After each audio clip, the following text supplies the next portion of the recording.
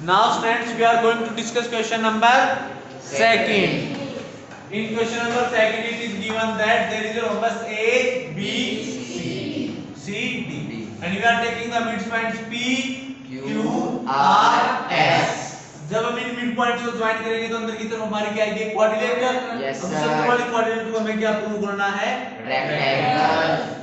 सबसे पहले तो देखो गिवन क्या है? ABCD is a rhombus. अब रोम्बस गिवन मींस अब इसको पैरेललोग्राम बोल सकते हैं। Yes, sir. Plus its all sides are equal.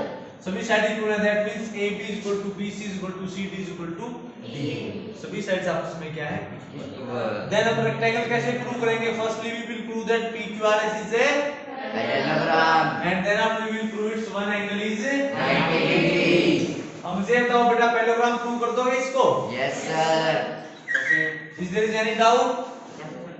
अरे डायगोनल को ज्वाइन करके जैसे फर्स्ट क्वेश्चन को किया था मिड पॉइंट थ्योरम से। Then after one angle 90 degree. अब ये देखो, इस पैरेललोग्राम को मैं है ना अलग से ड्रॉ कर लेता हूं। ये देखो पैरेललोग्राम हमारा है कुछ इस तरह से। ये parallelogram P Q R S। अब ये पैरेललोग्राम प्रूव हो जाएगा यहाँ पर। Yes sir. Same as question number first.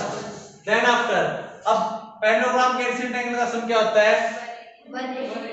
अगर मैं इन एंगल्स को इक्वल प्रूव कर दूं तो क्या रेक्टेंगल बन जाएगी? क्योंकि 180 दोनों का सम है, दोनों इक्वल हो गए तो क्या ऑप्शन बचेगा? 90। अब उसके लिए हमें कुछ वर्क करना पड़ेगा, वो हम देख लेते हैं। उसके बाद मैं आपको एक्सप्लेन करूंगा that why we have done this. First of all I am taking triangle first, then after हम ट्रायंगल सेकंड है। अब फर्स्ट ट्रायंगल देखो, बस इन्हीं ट्रायंगल से हो जाएगा। फर्स्ट ट्रायंगल में क्या मैं बोल सकता हूं कि BP और BQ इक्वल हो जाएगी? Yes sir. क्यों?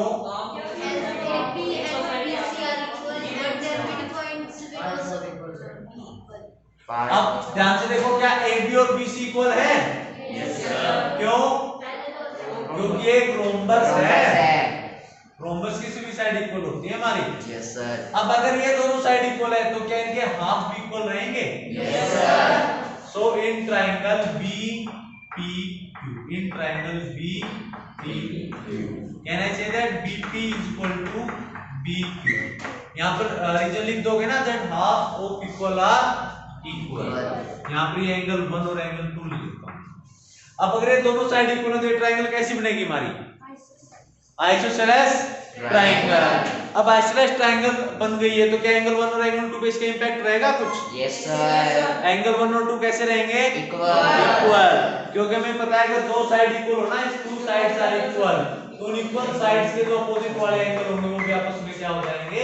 Equal. So from here we can say that angle 1 is equal to angle, यानी जब लिख दोगे इक्वेशन नंबर फर्स्ट में लिखता हूं इसको, that the angles opposite to the equal sides are equal. Any doubt? No sir. अब दूसरा हम रिलेशन लेके आना चाह रहे हैं। यहाँ पर मैं इसको मान लेता हूँ एंगल 3 और यहाँ मान लेते हैं एंगल 4। सेकंड रिलेशन अब यहाँ आएगा।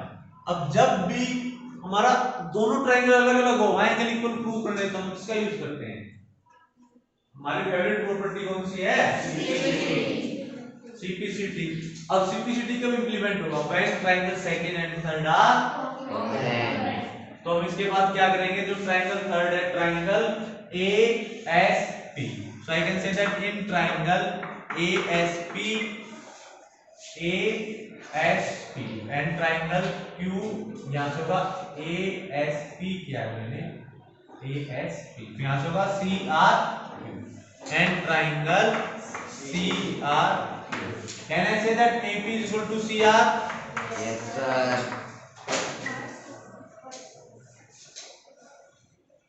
कुलदीप, बेटा ये बुक किसने डाली? ये बुक किसने गिराई? गिर गई। अब मुझे बताओ Kuldeep, why AP and CR are equal?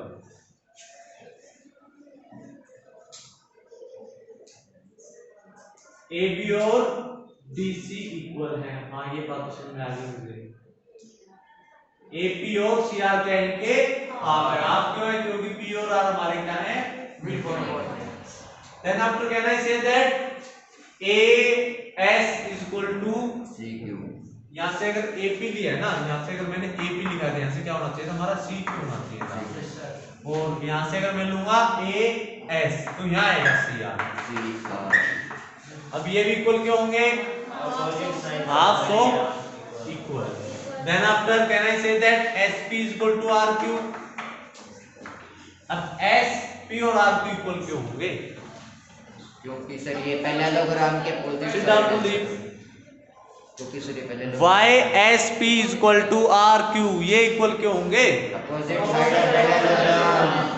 Why? Because opposite sides of a parallelogram. So can I say that the triangle ASP is congruent to triangle CRQ? By which rule? By side congruence rule. अब यहाँ से अगर मैं angle P लूंगा, यानी कि first वाला angle P गया एंगल 3, तो यहाँ से कौन सा एंगल P इक्वल होगा? एंगल P, यानी यहाँ गया एंगल 4, तो यहाँ से हमारा क्या हो गया? That angle 3 equal to angle by CP। ये होगी हमारी क्वेश्चन नंबर 7।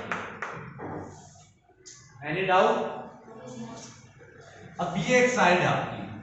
अब यहाँ पर तो भी तीनों एंगल बन रहे हैं, angle 3 plus angle SPQ plus angle 1, इसका सब क्या होगा?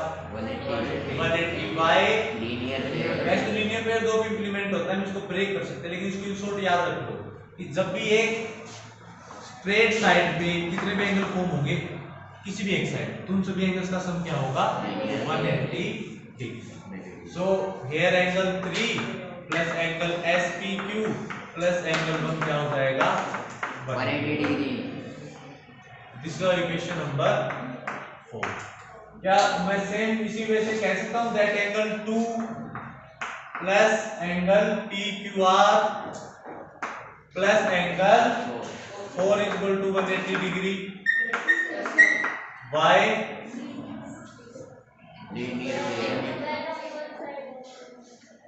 लीनियर पेयर बोल सकते हैं हम इसको। वैसे मैथमेटिकली, वैसे तो सिंपली हम इसको भी लीनियर पेयर कह सकते हैं, लेकिन मैथमेटिकली याद रखना लीनियर पेयर मैथमेटिक्स जो वैल्यू करता है वो सिर्फ दो एंगल्स पे करता है। बट अगर ये देखो, इसको मैं एंगल लूं और फिर ये एंगल लूं, इसको ब्रेक लूं, तो बात तो वही आएगी ना, इसको आप लीनियर पेयर रीजन कर देना, that is enough.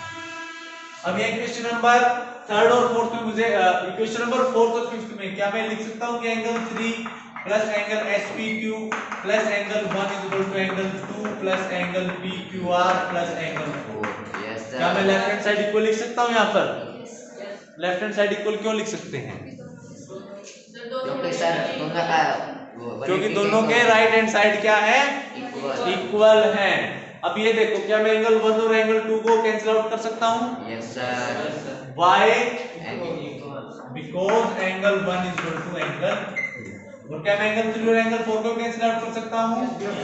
Why? Because angle 3 is equal to angle 4। तो यहां से हमारा क्या हो जाएगा? Angle SPQ is equal to angle PQR। अब अगर हम एंगल SPQ देखें तो हमारा एंगल P है, और एंगल PQR देखें तो हमारा एंगल Q है। अब ये दोनों एंगल हमारे क्या आगे?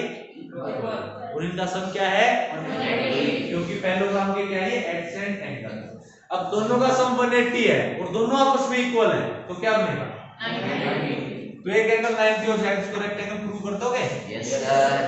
अब समझ में आया कि मैंने angle 1 is equal to 2 angle 3 is equal to 4 क्यों किया?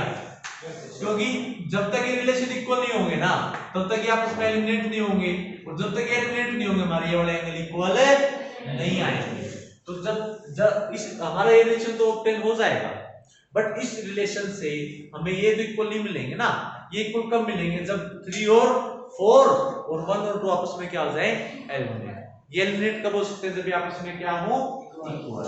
अब इनको मैंने इक्वल कैसे किया? फर्स्ट के ऊपर मैंने आइसोसेलेस ट्रायंगल का इंप्लीमेंट किया, और हमारा सेकंड और थर्ड को मैंने क्या कर दिया? कॉन्ग्रुएंट ग्रुप कर दिया।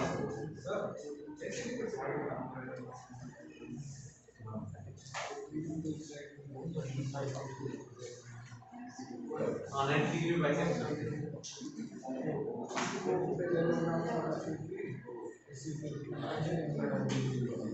ऐसे भी हो जाएगा।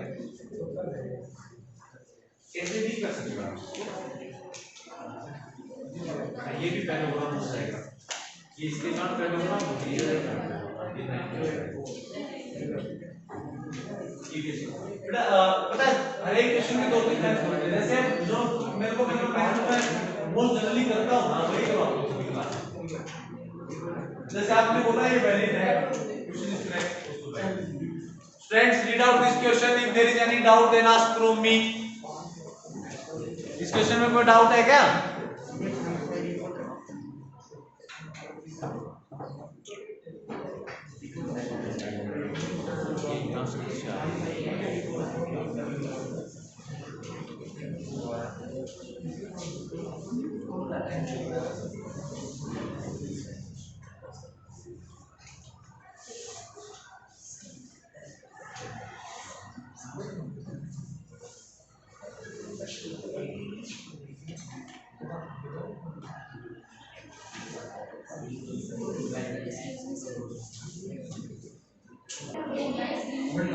Class, after question number second, if there is any doubt in question number third, why ना adjacent वाले triangle लेंगे हम, और किसी पैराग्राफ के अगर adjacent side इक्वल हो जाए तो पैराग्राफ क्या बन जाएगा?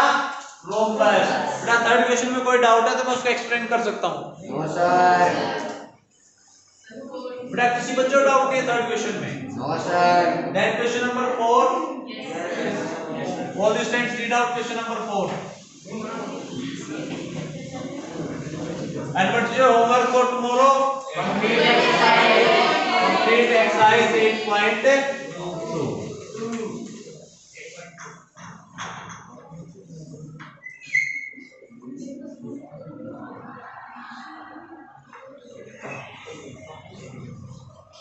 और एक क्वेश्चन अच्छे से रीड आउट करना। I can ask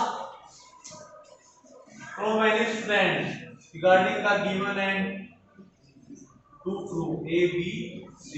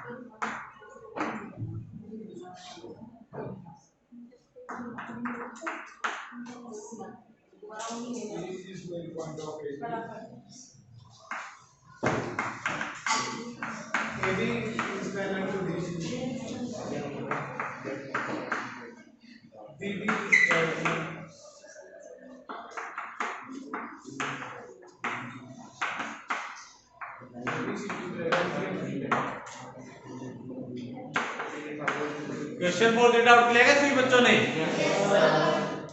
now what is given Pankaj that ABCD is a पैराग्राम?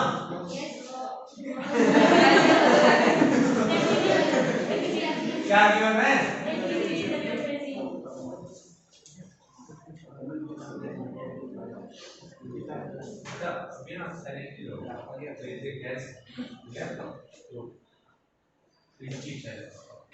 Now what is given?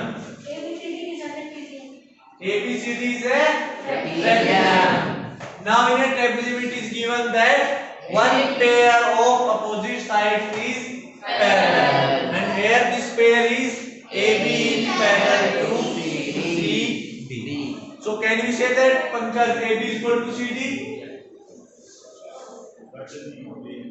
Why?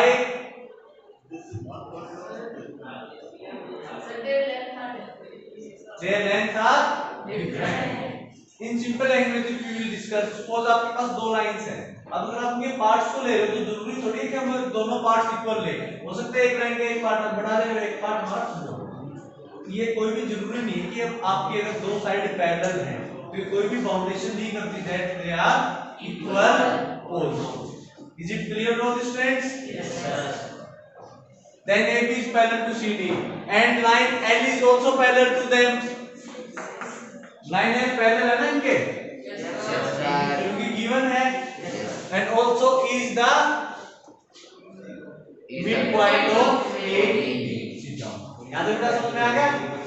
Then after what we have to prove that F is the midpoint of BC।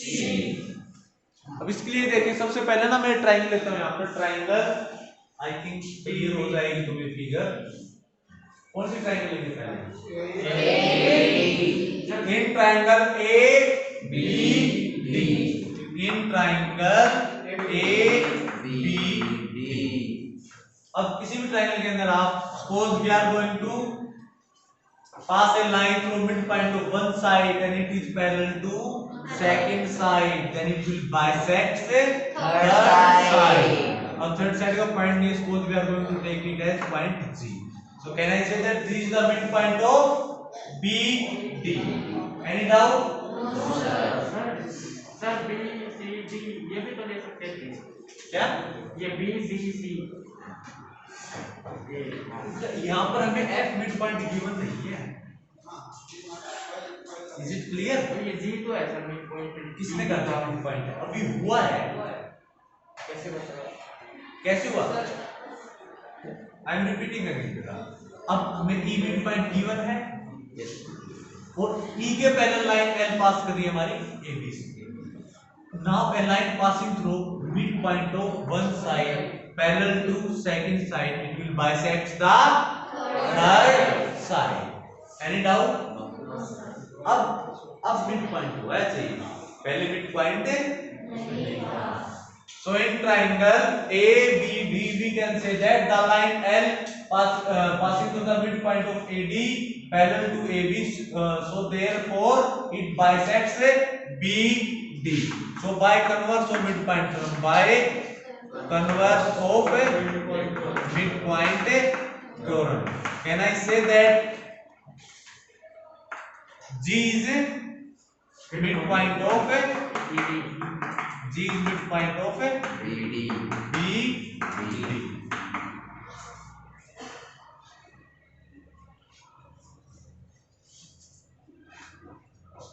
Any doubt? अब अजय तुम्हारा question अब हम कर सकते हैं, क्योंकि जी हमारा क्या हो गया? पहले क्यों नहीं कर सकते थे? क्योंकि ये मिड पॉइंट नहीं था। Now doubt is clear? Sir अब ये बी पे एक लाइन कंस्ट्रक्ट करके फिर वो कंस्ट्रक्ट करने की जरूरत ही नहीं है, पहले आप फिगर को कंप्लीट करो। We are going to complete this figure and now अब जो इस फिगर ने इसके साथ किया सेम हम इसके साथ कर देते हैं। ये इंसाफ हो गया ना? Yes sir.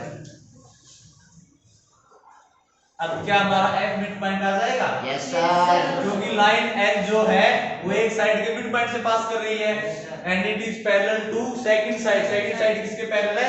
CD के। जब भी कोई लाइन एक साइड के मिड पॉइंट से पास करे and if it is parallel to second side then it will always bisect the third side by converse of mid point कि अगर आप एक लाइन लो जो एक साइड के मिड पॉइंट से पास कर रही है और वो लाइन सेकंड साइड के पैरेलल है तो थर्ड साइड को भी क्या करेगी? Bisect.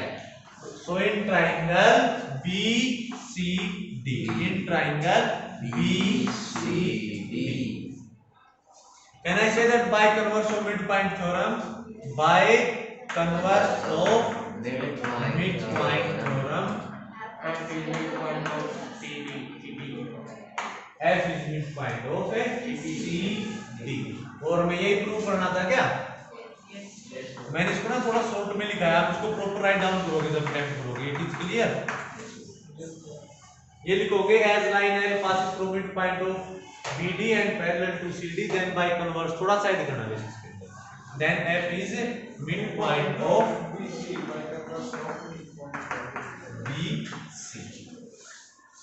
Any doubt? No sir.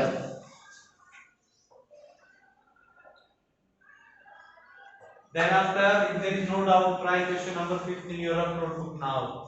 तो बेटा तुमको एग्जांपल करके देखो, ये समझ में नहीं आया ना तो पूछो।